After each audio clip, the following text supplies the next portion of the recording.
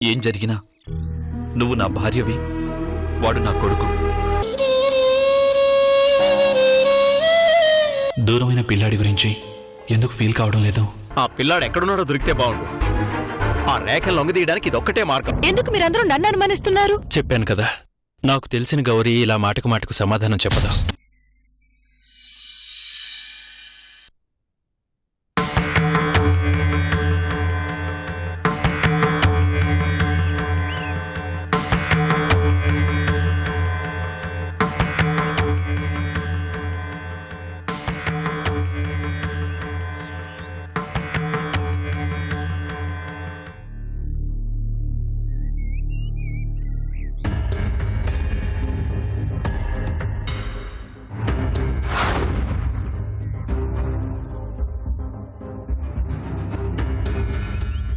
తాళం వేసి ఎక్కడికి వెళ్ళింది?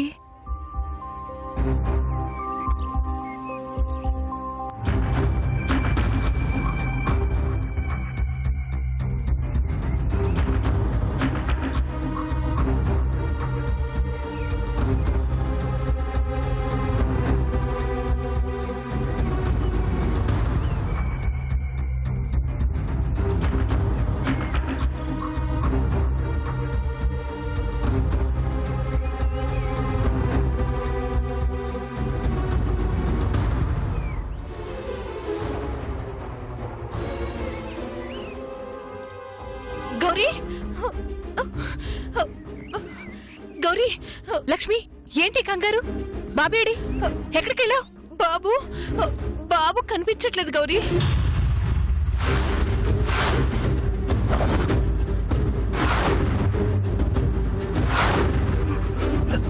ఏంటి ఏంటి నువ్వనేది? బాబు కనిపించకపోవడం ఏంటి? నిజం గౌరీ, నేను బాబు కోసం వెతుకుతున్నాను. ఏంటి నువ్వు మాట్లాడేది? నిన్ను నమ్మి బాబు నీకు అప్పచెప్తే ఇప్పుడు బాబు కనిపించట్లేదంటావేంటి? అయ్యో, నీకెలా చెప్పాలో అర్థం కావట్లేదు గౌరీ.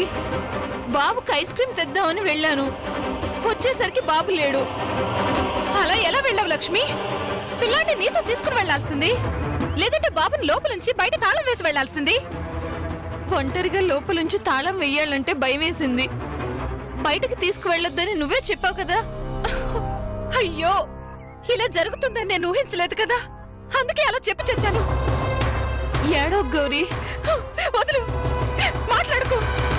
అసలు ఇదంతా నీ వల్ల జరిగింది. అసలు అసలు నువ్వు మనిషివేనా? పిల్లాడంటే నాకెంత ప్రాణమో నీకు తెలీదా? I'm sorry Gauri. నీ సారీలు ఎవరికి కావాలి? నేను పిల్లాన్ని దాచానని నా భర్తకు అర్థమైపోయింది. ఇప్పుడు నేను ఆయనకి ఏం చెప్పాలి? వెతుకుదాం గౌరీ. ఎక్కడికి వెళ్ళడు, ఈ చుట్టుపక్కలే ఉండుంటాడు. వెతుకుదాం పద గౌరీ. భగవంతుడా, రా గౌరీ, దొరుకుతాడు, రా గౌరీ.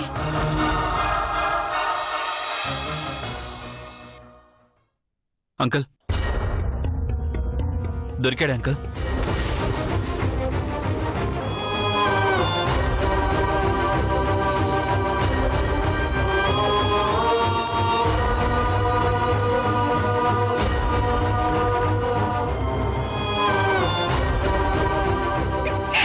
నన్ను క్షమించండి. నేను మళ్ళీ కాల్ చేస్తాను అంకుల్. ఏమైంది గౌరీ?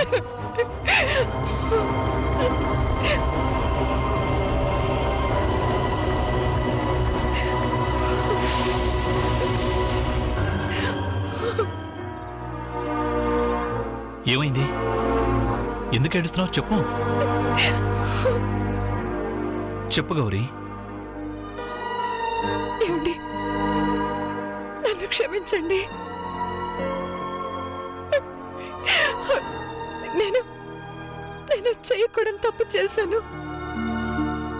ఆ తప్పు మరో ఘోరానికి దారి తీసింది. అసలు ఏం జరిగిందో చెప్పు. బాబుని ఏమైంది? బాబు తప్పిపోలేదండి, నేనే తప్పించి దాచిపెట్టాను.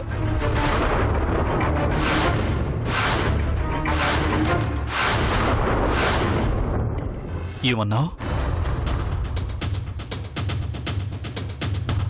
అవునండి,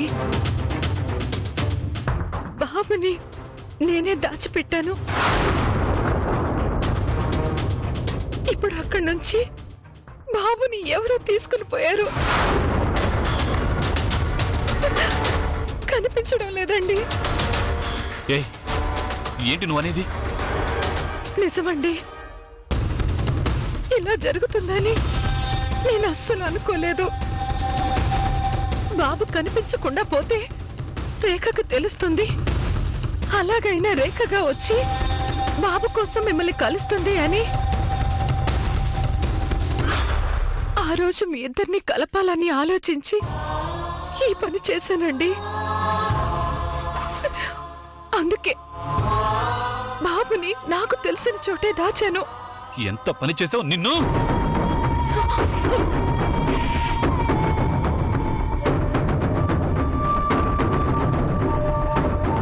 ఛీ! నిన్ను కొట్టిన ఒకటే, అదిగో ప్రాణం లేని ఆ వస్తువుని కొట్టిన ఒకటే. పిల్లాడు కనిపించకపోతే తల్లడిల్లిపోయేదానివి ఏమీ తెలియనట్టు కూర్చొని హాయిగా కడుపు నిండా తింటున్నావంటే నాకప్పుడే అనుమానం వచ్చింది.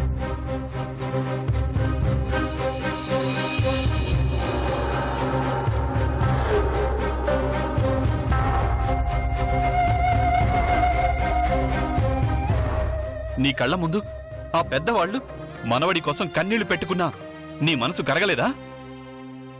నేనంటే నీ దృష్టిలో పరాయివాణ్ణి. మరి వాళ్ళేం చేశారు? వాళ్ళని కూడా ఎందుకు ఏడిపించావు?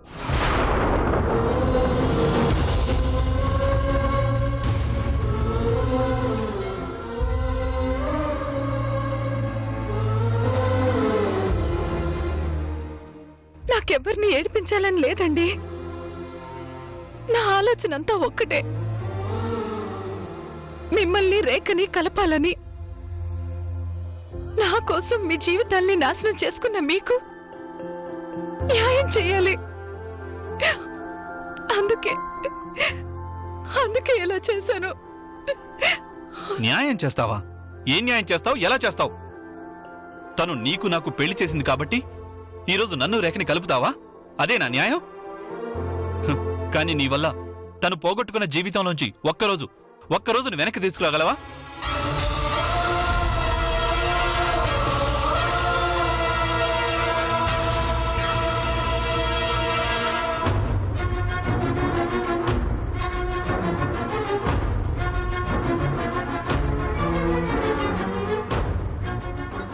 ఇన్నాళ్ళు నీతో కలిసి బ్రతికిన రోజుల్ని, జ్ఞాపకాల్ని అన్నీ మర్చిపోయి వెళ్ళమంటున్నావే, అలాగే వెళ్తాను. కానీ నేను వెళ్ళిన తర్వాత నా మనసులో నీ జ్ఞాపకాలు పూర్తిగా చెరిగిపోతాయనే గ్యారెంటీ నువ్వు ఇవ్వగలవా? చెప్పు.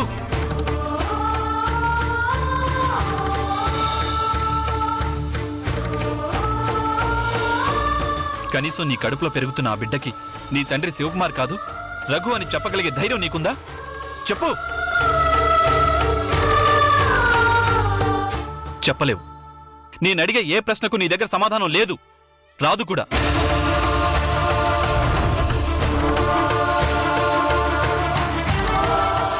ఇవేవి ఆలోచించకుండా నన్ను రేఖని కలుపుతావా? నీ మనసుకు ఏదనిపిస్తే అది చేస్తావు, నీకే తోస్తే అది చేస్తావు. నీ పిచ్చితనంతో పసివాడికి అన్యాయం చేశావు. చిచ్చి!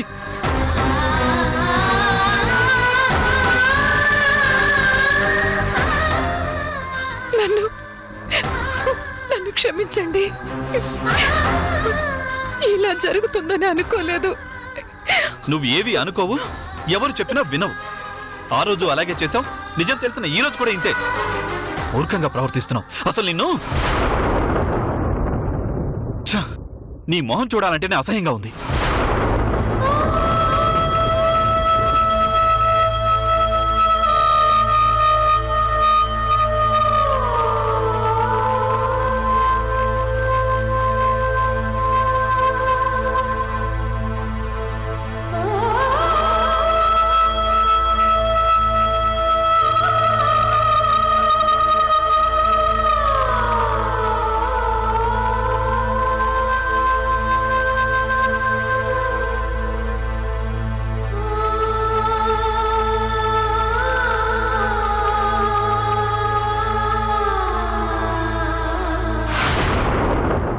అంకుల్, బాబుని ఎవరో కిడ్నాప్ చేశారు అంకుల్.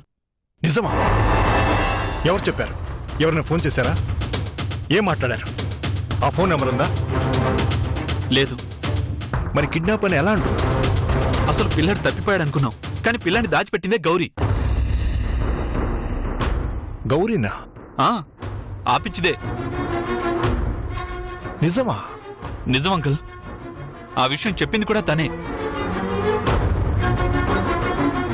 ఇప్పుడు తన దగ్గర నుంచి కూడా మిస్ అయ్యాడు. నాకు తెలిసి ఎవరో తీసుకుపోయారు. అసలు పిల్లాన్ని తనెందుకు దాచిపెట్టింది? పిచ్చి. నన్ను రేఖని కలపడానికి అదో మార్గం అనుకుంది. పసివాడిని సరిగా చూసుకోకపోతే రేఖ రియాక్ట్ అవుతుంది అనుకుంది. అది కుదరలేదు. అందుకే ఈ పిచ్చి ఆలోచన చేసింది. బాబు కనిపించడం లేదు అంటే నేను రేఖ కలిసిపోయి బాబుని వెతుకుతామని తన వెర్రి ఆలోచన. అందుకే పిల్లాన్ని దాచింది. ఇక్కడ అందరం బాబు కోసం వెతుకుతూ ఉన్నా తనకేం తెలియనట్టు నటించింది.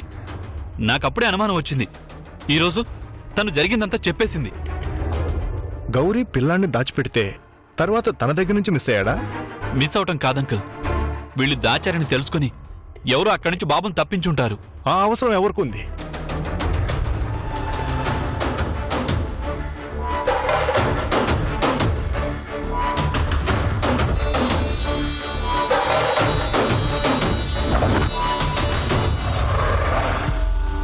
నాకొకరి మీద అనుమానం ఉంది. వెళ్ళి కనుక్కుంటాను.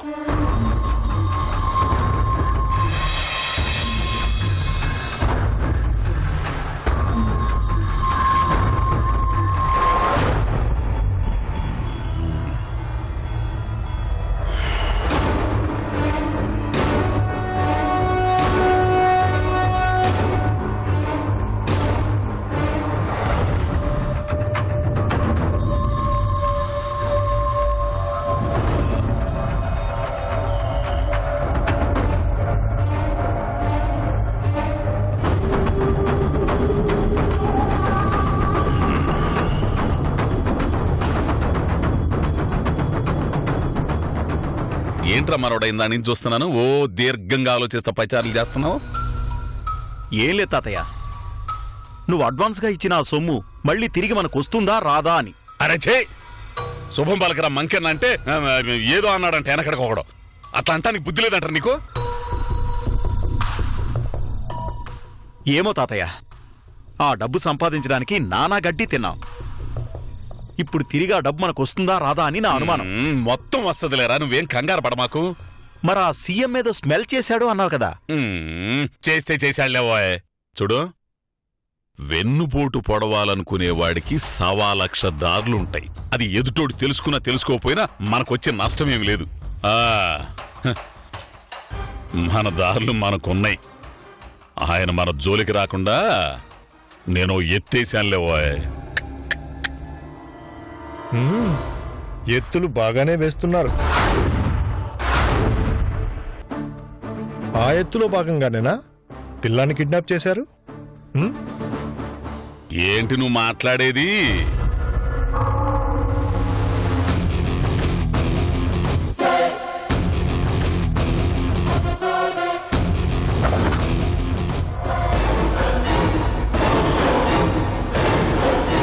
రఘు కొడుకుని కిడ్నాప్ చేసింది ఎవరు? ఓయ్, ఎవరితో మాట్లాడుతున్నావో కొంచెం తెలుసుకొని మాట్లాడు.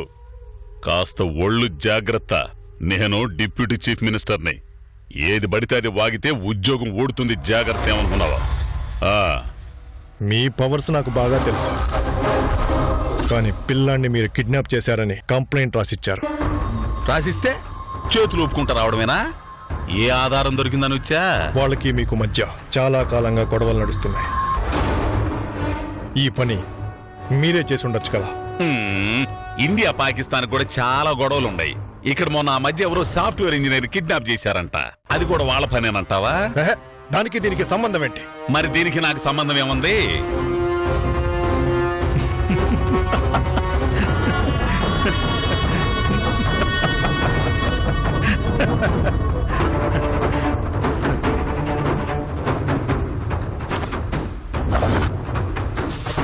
చూడండి, పిల్ల పిల్లాడికి ఏదైనా జరిగితే చూస్తూ ఊరుకో. ఏ చిన్న ఆధారం దొరికినా నువ్వు డిప్యూటీ సీఎం అని కూడా చూడను. నడి బజార్లో తన్నుకుంటూ తీసుకెళ్తా.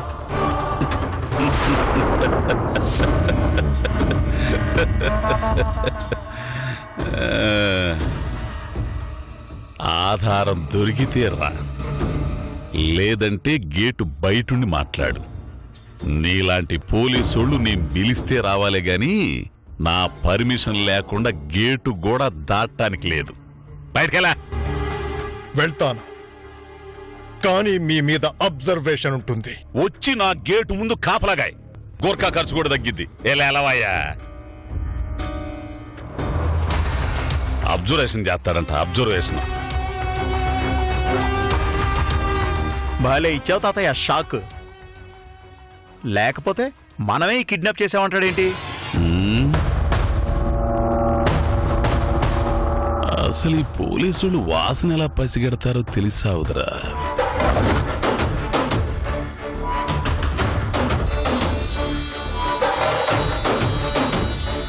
అంటే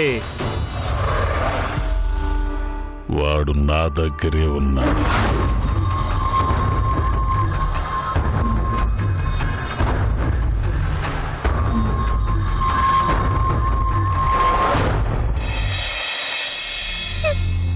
అయ్యో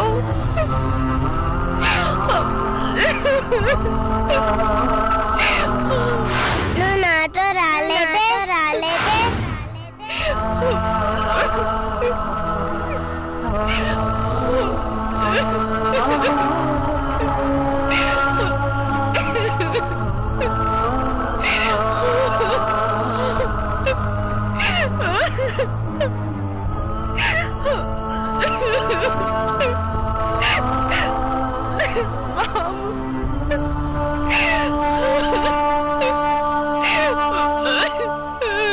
ఇప్పుడు ఏడ్చి ఏంటి ఉపయోగం? చెయ్యాల్సిందంతా చేసావుగా.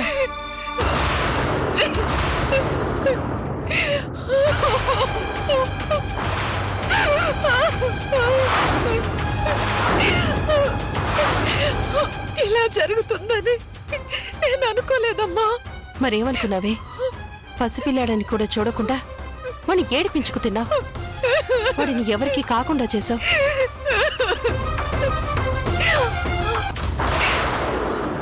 నేనెందుకు చేశానో నీకు చెప్పాను కదమ్మా. బావంటే నాకెంత ప్రాణమో నీకు మాత్రం తెలీదా? నేను అలా ఎలా చేస్తాననుకున్నావు? నువ్వు ఏ ఉద్దేశంతో చేసినా చివరికి చూడు ఏమైందో.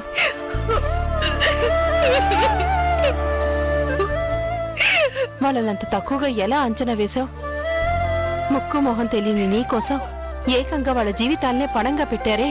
అలాంటిది నా భర్త నాకొద్దు తీసుకుపో అంటే తీసుకుంటుందనే అనుకున్నావా? రేఖ గురించి తెలిసే ఇదంతా చేశావా? తెలుసు కాబట్టేనమ్మా రేఖను ఒప్పించడం సాధ్యం కాదనే బాబుని సరిగ్గా చూసుకోకుండా ఉంటే కనీసం అలా అయినా వాళ్ళిద్దరూ కలుస్తారు అని ఆశపడ్డాను.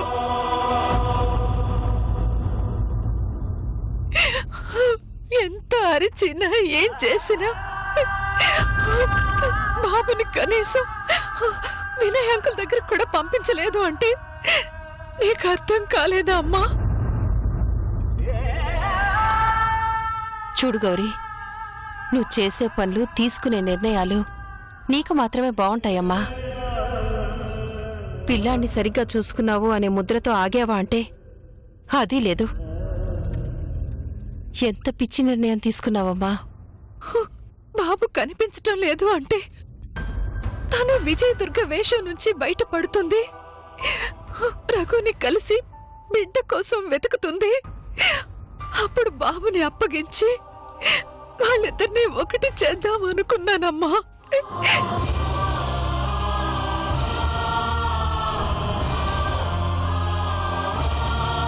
నీకు తెలుసమ్మా, బాబుని చాలా జాగ్రత్తగా చూసుకున్నాను. ఎందుకంటే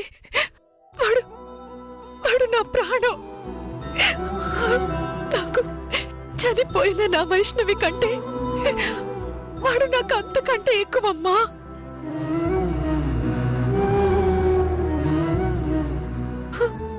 ఏ రోజు వాడు నా కొడుకు కాదు అనుకోలేదు.